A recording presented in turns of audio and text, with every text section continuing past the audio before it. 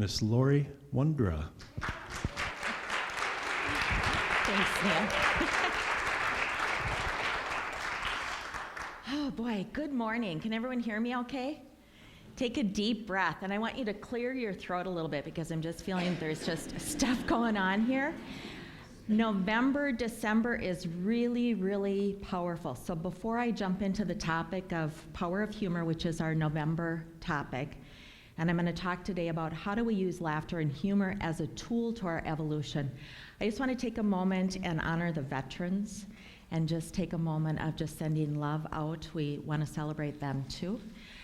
But let's talk about humor. How do we introduce humor into our life? I guess I have the remote up here. Okay. So we have laws and rules in society, but there's laws of the universe. And there's many laws of the universe. I just want to touch on these four this morning because this is what's hitting us really intensely right now in November and December. And I want to talk about the key dates that we just experienced, the key dates that are coming up, things that are preparing us, and the laws of the universe are reminding us that we're always evolving.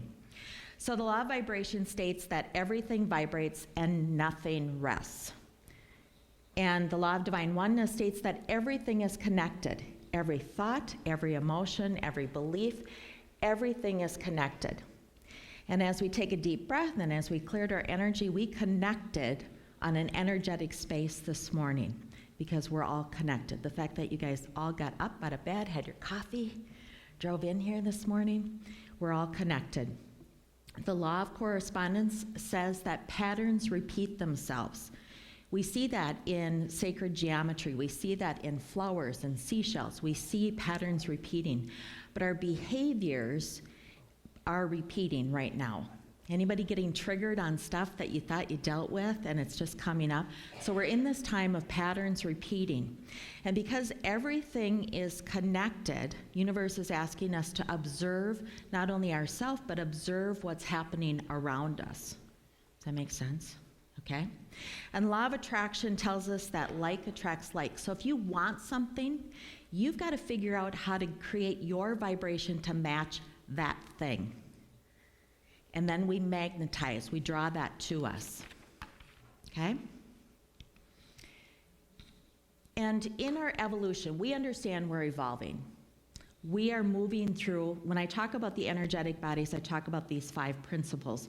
The physical body, that's butts and seats, how I see you guys sitting here.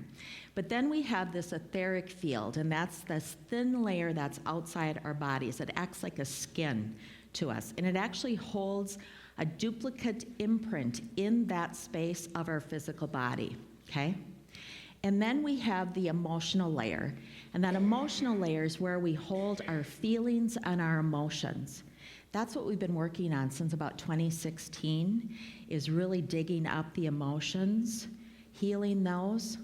Well, guess what? Because the universe operates in cycles and patterns, we're coming back through again on our emotions, okay? The mental body, that's the layer of our energy field that holds our beliefs, our patterns, and our filters. So everything we experience in life goes through that filter. Think about it for just a moment. If you're working through emotions, but you have a filter that's off, you're never gonna work through that emotion. So we're being pushed right now to look at our filters and how we look at the world, how we look at ourselves, in order to move into that astral, that energetic astral field. We all have this desire to connect with the angels and the guides and our higher self, right? That's what we're here for. We want that information. We want that opening. But we need to work through some of these energetic bodies. How we're looking, all right, so the picture on the left is a very healthy auric field, and this has been technology. As Neil said, I have a technology background, a science background, as well as the gifts that I have of seeing auras. But we have technology now that can look at our auric field. And the image on the left shows a nicely formed auric field. The colors are vibrant, they're even, they're clear, and then you can see this vague flow of energy going through this image from top to bottom. The image on the right is a non-healthy aura. And that's what some of you might be feeling right now, is that there's holes in the auric field, there's bumps in it, the colors are muted or gray, and you can see there's missing tones, there's missing colors there, all right? So how we look at ourselves and how we look at others and how we look at the world is really changing. This is this filter, and the gentleman that has this picture, or he's holding his hands, we need to expand that filter. We need to remove the filters in order to change.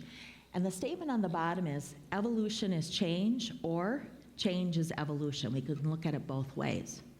So how do we do that? First of all, in our evolutionary process, we've created crazy rules. And I want you just to think, what rules have you put in place to help you evolve? We've made up rules like we have to meditate, we have to eat and drink organically, no alcohol, no cheese, no chocolate. Really? We can't use normal salt, we have to use Himalayan salt.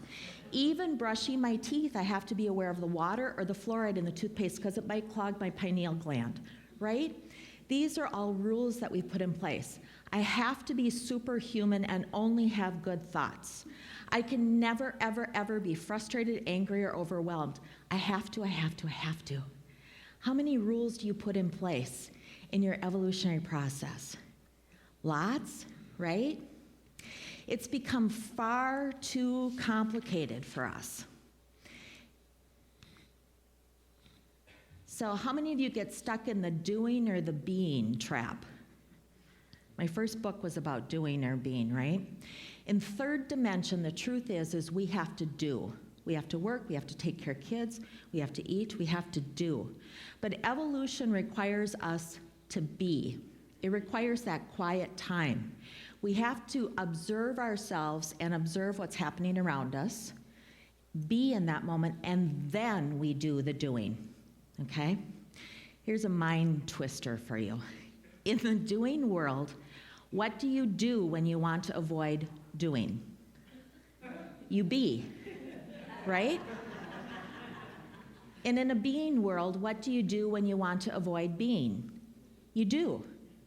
So we have to flip this switch so that we can control more of our energies or be flexible, flex into times when we're being and times when we're doing. So just be aware of this, that that's a human characteristic.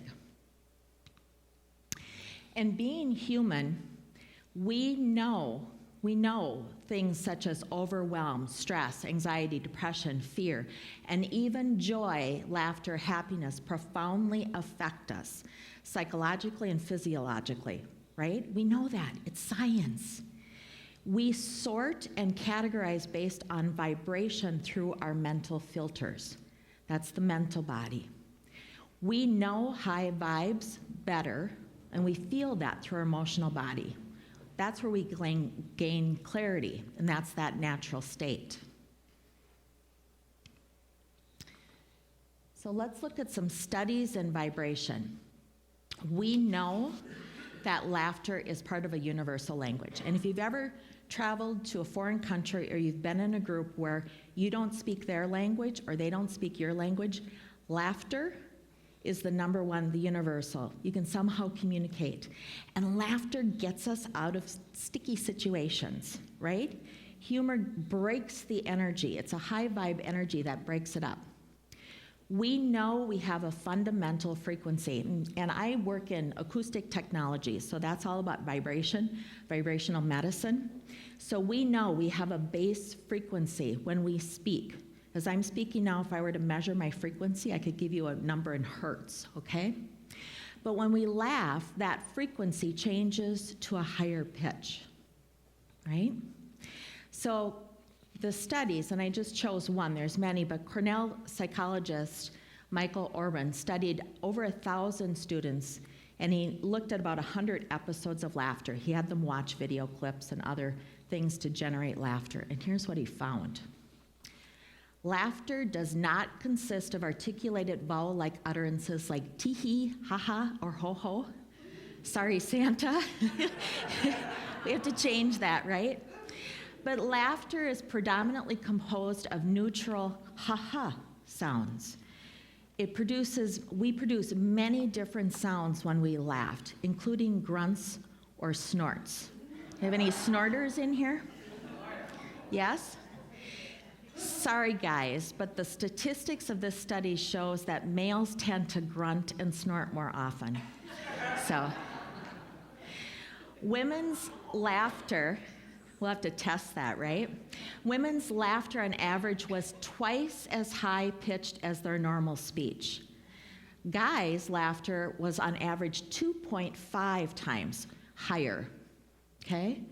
So when you guys laugh, your pitch goes a little bit higher. And how that translates into frequency is males, sometimes when they laugh, they move into that 1,000 hertz place. And females, sometimes when they laugh, they go into a higher 2,000 hertz. So the average laughter is, anybody want to take a guess? Between 500 and 600 hertz. And further study of laughter, so they took this further. They had these great results, and they said, well, we want to know more. We want to know if laughter has an emotional response, or if laughter can shift people's mood. Can it heal them? Can it sway them? Can we derive an emotional response? Do you guys remember the laugh tracks? Yeah. Anybody, did they drive you crazy a little bit? There was always one voice. You always knew that you were going to hear this voice. Well, laugh tracks, they started back in the 50s. They were added to shows because the producers didn't think that people would understand the appropriate places to laugh. Like we wouldn't know how to laugh, right? But they also added it to introduce a new type of entertainment, okay? So it was a little bit, I don't want to say manipulation, but they were using laughter in the study of laughter. And that technology was tested over and over and over again. You remember MASH, Seinfeld, they battled. They did not want the laughter tracks, and they lost that battle. So they decided to put them in. But over time, that technology has waned. I don't watch TV, but now I'm wondering how many shows don't have any laugh tracks on it, because we understand what was fake and what was real, and we have the ability to laugh. Okay. So more studies, Forbes. You could Google the impacts of laughter and happiness. Forbes has produced articles, Men's Health Magazine, Physiology.org, Help Guide, and Mayo Clinic actually has a brochure or a handout that they give you about the healing aspects of humor. So I want to get a little bit more into the science. So in our frequency, notice at the top, enlightenment, peace, joy, love, those are all 700 hertz, 600 hertz, 500 hertz. Our average laughter is between 400 and 500. 500 and 600. So that immediately launches us into that place of joy and love and peace. Why don't we laugh more often? Right? Life has become so darn serious. And if I align this, because I'm in acoustic technologies and the impacts of vibration and sound on us, we look at solfeggio's frequency, and again, that third eye, that's up in the 852, the higher numbers. And if we know that energy is motion and that emotion is energy in motion, we have this desire to move into this high vibration. And we're constantly looking for ways to move us into this high vibration, right?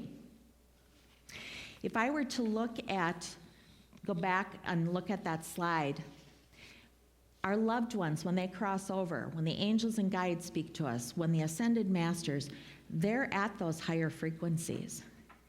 And they have the best sense of humor. So when I do group channeling or group readings, that type of thing, there's so much humor because it breaks the energy and it elevates us immediately into that place of love, compassion, joy, and it just makes it easier for us to communicate to what's happening in the world at that vibrational frequency. Okay, so what's happening on this 11/11 thing, right?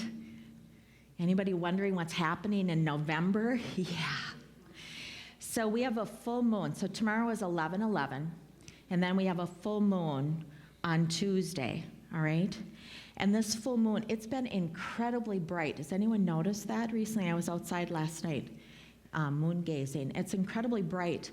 And if you think about yourself standing in front of the moon and on the opposite side of this ring and looking forward, the moon is in Scorpio, and what that means is the moon is casting shadow for us to work on our shadow things. The things that we have hidden and the things that we've buried a long time are coming out. Does that make sense? And I call this the battle between the mental and the emotional bodies. It's a cycle. And I bring this up because I want you to be aware of it so that you can work through it. Because the thing that we want to do is we want to run, right? We don't want to be, we want to do. And the doing is run. So I want you to be with this. Make sense? So again, the emotional body is the place that we keep our feelings, and the mental is our filters and patterns. And what the universe is wanting us to do is to work on the emotions, right? But we really can't work on the emotions if we have these filters that are blocking us. So going into 2020, we're looking to experience world or life in a different way. So that means that we have to have different filters. Make sense? So the triggers that you're experiencing now are just the universe's way of saying, look at it. And the full moon is casting light or is illuminating those things. Any questions on that? And Neil, you've got the microphone, right? So all I ask is that I'll take questions, but that you wait for the microphone. It's over here. So we can get it on the YouTube when you go back and watch it. Hi, thanks. I'm just wondering, how do we change those filters to the new ones we need? It's through observation and awareness.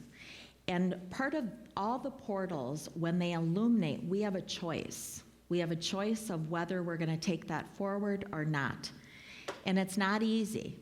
So if something triggers you and you don't like your behavior, you don't like what's happening, stop there, and instead of sinking into the low frequency, anger and those sadness and those that are at the lower point, you move into that place of curiosity and observe and say, okay, I'm in this, I'm experiencing it, I need to adjust on this.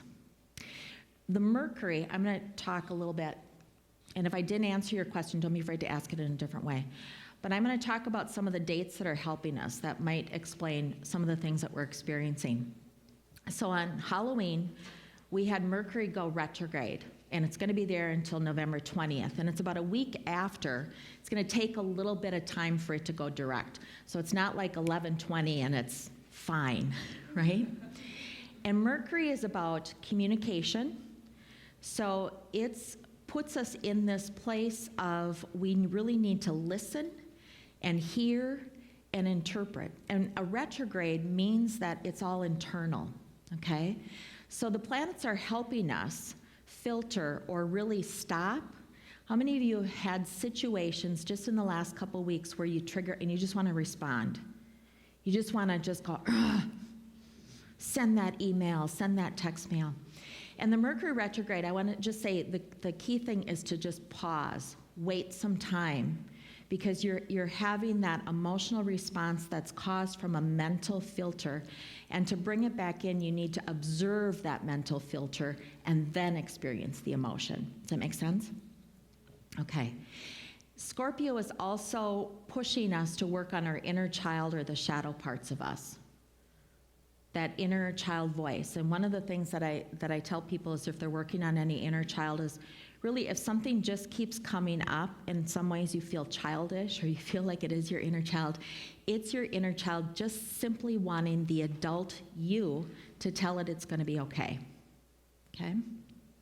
Then on November 1st, we had the big portal opening. And again, I talked just briefly about the 11/11 and the full moon that we have on the 12th. This is really pushing us into that shadow work. That's pushing us into our being. So we have to be. I'm just looking at your energies, and I know some of you don't like being. You like the doing stuff, right? Sometimes it's just easier, right? We just get uncomfortable in that. And I forget to mention that we've got the solstice on 12/21. So the solstice always opens up a new season. It lets us go into the winter season, but it's also a portal within itself. And then 12/26, we have a couple eclipses coming up. So 12/26 is a new moon, so it's a solar eclipse. And that's going to allow us to see. New moon is about bringing the new things in. So the new moon is going to allow us to bring new filters in. And also, we are receiving new galactic codes. Anyone say, what the heck are those? Right? I have people saying, what are those? Have you noticed, I follow NASA extensively. Have you been following NASA and the Freedom? The Freedom was launched 40 years ago, and it's now reaching the outer realm, so it's sending back, actually it's Freedom 1, Freedom 2. They're sending back information that we have never received from the outer limits of space. And keep an eye on just CNN, the news, because in the next year, NASA is exploring or sending or receiving more information. Healers in here, we've been receiving these codes and keys through our meditations, through our quiet time, through the tones that we hear for about a year now. But we're really going to feel this through this eclipse and going into 2020, okay? Then on January 10th of 2020, that just sounds weird, 2020, right? The year 2020. On January 10th, we have a lunar eclipse. So again, that's a full moon, and that's going to illuminate those filters or those codes and keys that you thought you had, or the things that you wanted to try on that just don't work. What I'm hearing, it's kind of like Christmas. You get a Christmas gift and you try it on and it doesn't work, so you return it. So that's kind of the energy that we're in that January time period, okay? Questions on this?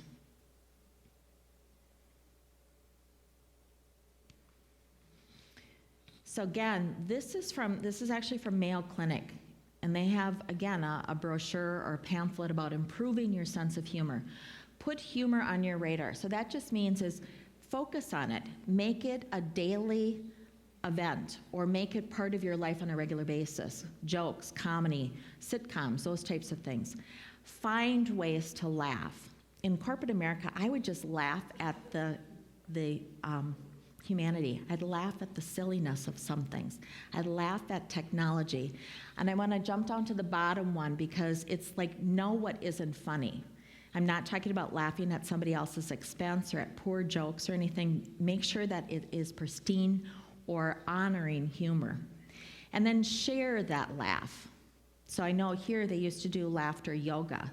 And that seems kind of odd to people, but what it is you begin to laugh. You might force it at first, but then you move into a high vibration.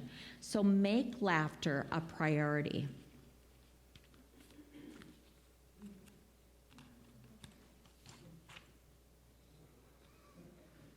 What? Laughter is how we see and hear happiness. Is that true? So have you heard this urban myth? Children laugh an average of 300 to 400 times a day. So if you really do the math on it, if a child's awake 12 hours, they'd have to laugh at least once every 1 to 2 minutes. And then the urban myth goes on to say adults only laugh 17.5 times a day. And if you're a type A personality, you laugh even less. Yes? I'm like, I'm a type A person, but I laugh a lot. Okay, why do we want to believe that urban myth? Why do we like that fact?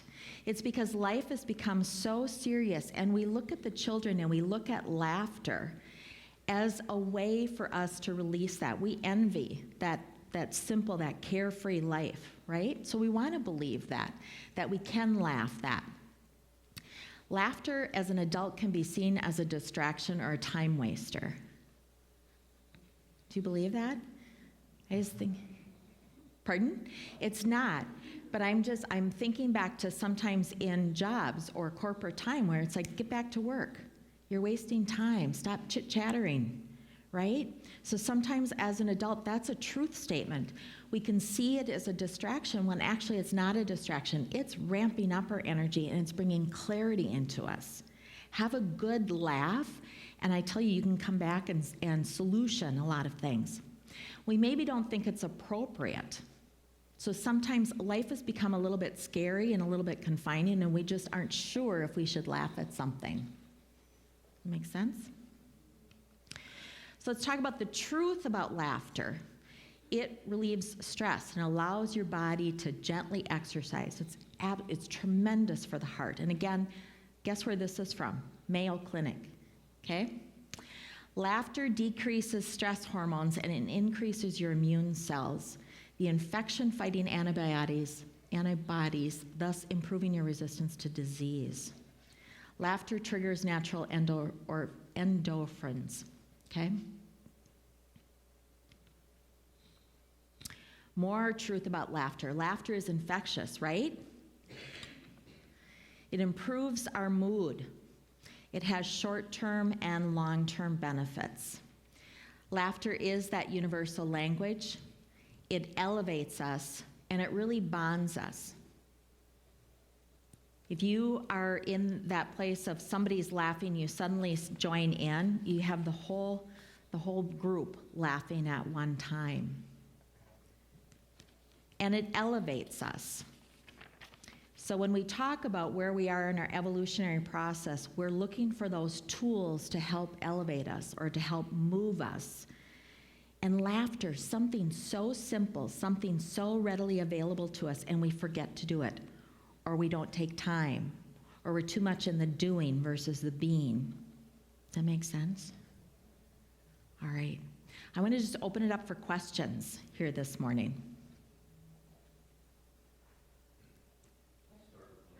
Yes. I'll start with one. You had some wonderful dates up there with some when I should hide under the table and which dates and thing. And thank you for laughing. Can we find that on your website or any place? Because I was The dates? Yeah, you had a slide. No, I could post it on my Facebook page if you'd like good thought. Yeah. And I don't mean to talk about the dates or post the dates as a means to scare you, but so many times I have people reach out to me and they just say, what the heck is going on? Like, what's happening, right?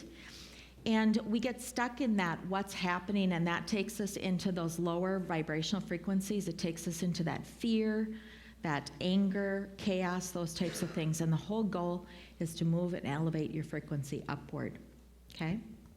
Yeah. So, Laurie, you mentioned portals. I think I have a basic understanding of portals, but can you say a little bit more about what a portal is and then how it affects us?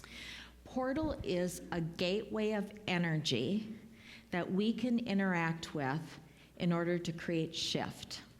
It's like a doorway, and the universe provides a doorway. And we can choose to go through the doorway, or we can choose to not. And part of our evolution, I look at portals and I'm like, if the universe is opening one up, I'm going to step through it. I'm going to do the work and step through it because it's just part of the evolution. And notice what fears or what is stopping me. So it's a gateway to our evolution, okay? You'll also notice that sometimes through these portals, not everybody's going to step through them. So through these portals, this is oftentimes when things leave us. Jobs leave us, people leave us, things leave us because they're not going through the portal, or they went through the portal and you didn't. Make sense?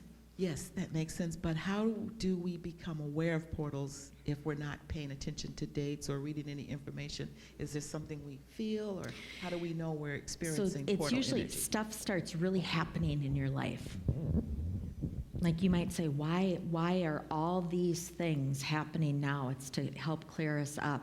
Sleeplessness. Neil's just rolling across the floor here. So, sleeplessness. Did anybody have trouble sleeping last night? at all? So you're starting to feel the full moon and the energy of this portal, so sleeplessness. Our bodies also change. So we might hear, so I just brought a couple vibration tools here. This is 528.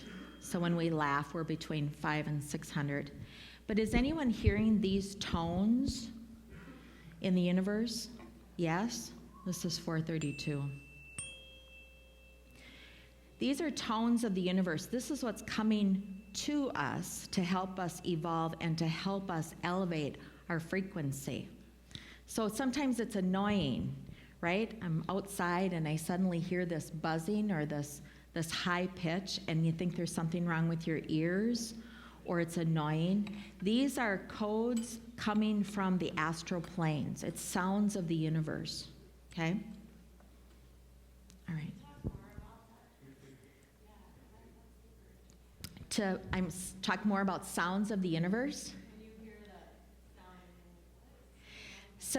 So we get, much like software programming, we get codes and keys, and we often think about the code is always to turn things on, but we're actually getting code to shut things off also. And sometimes when these codes come in and they shut things off, suddenly how we handled a situation doesn't work anymore.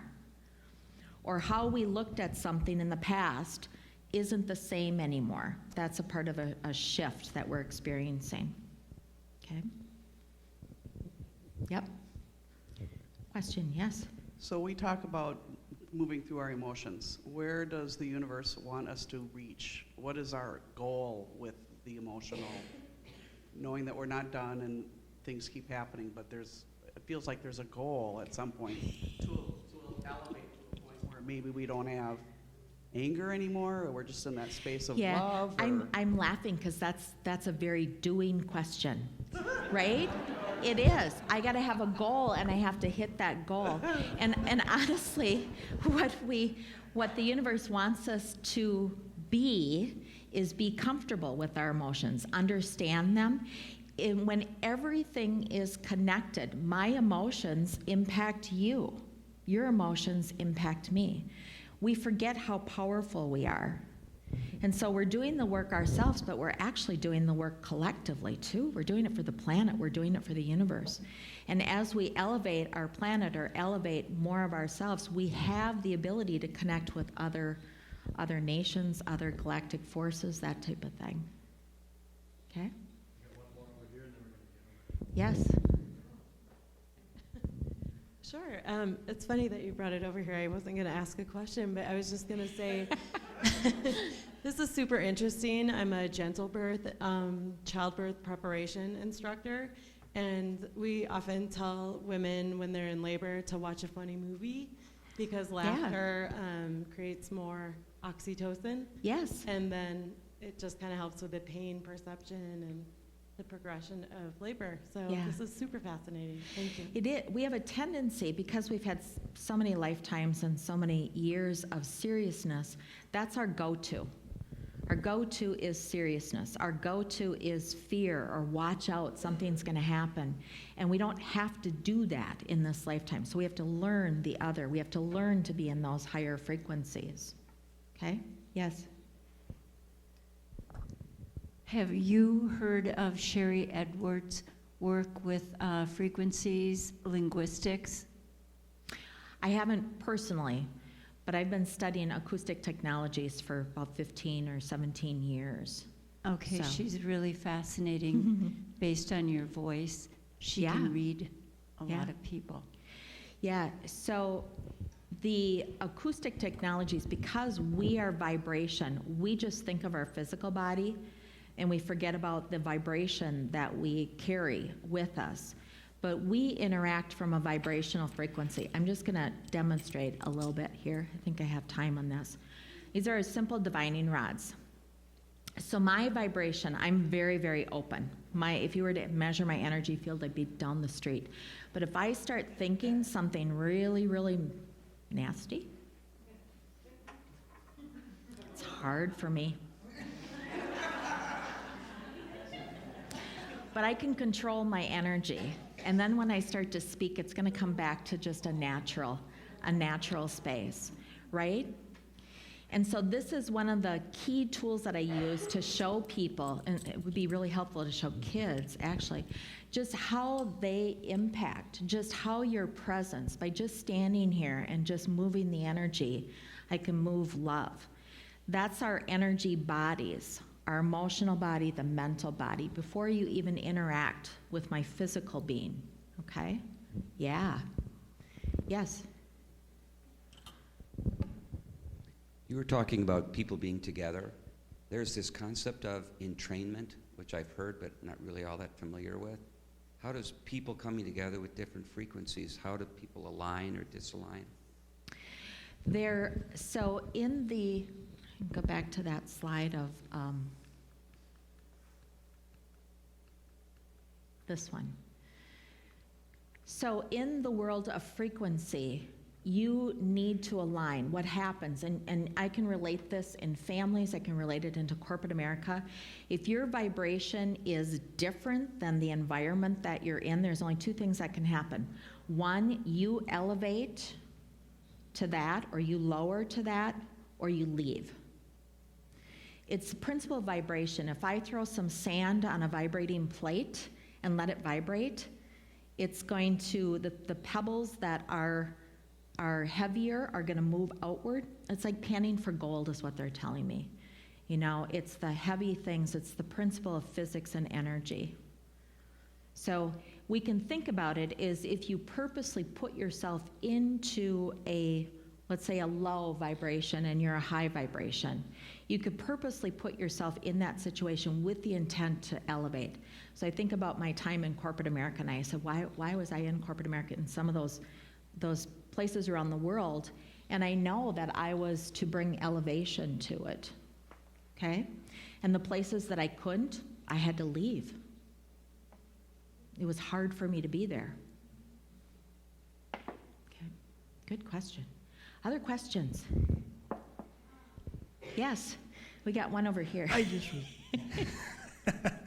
Hold on, we'll get there. Okay, you can laugh on my English right now. My English not 100% perfect.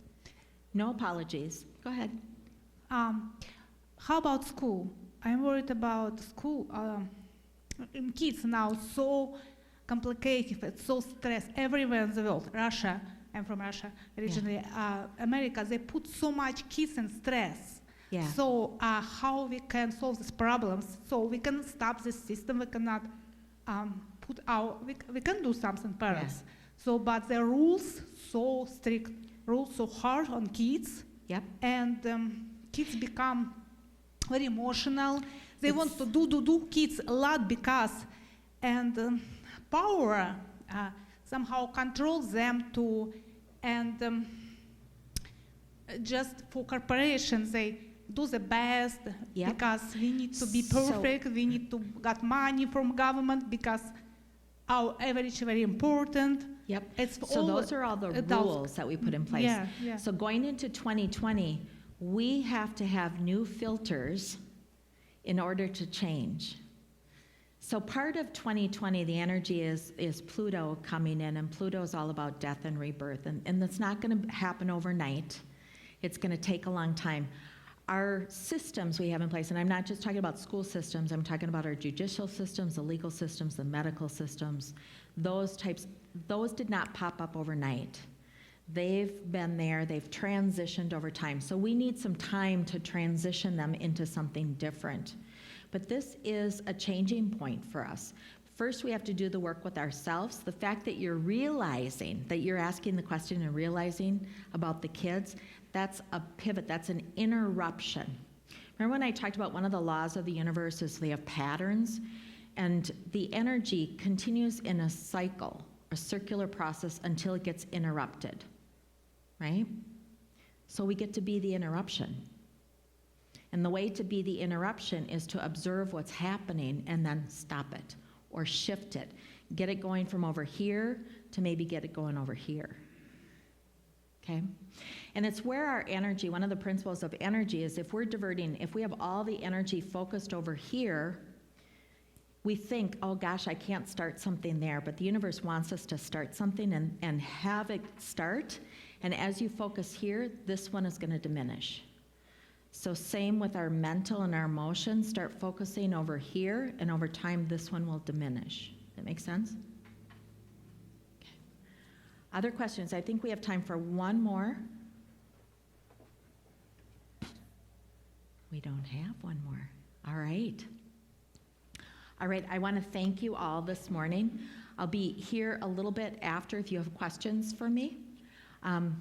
Neil, do you want to? Thank you.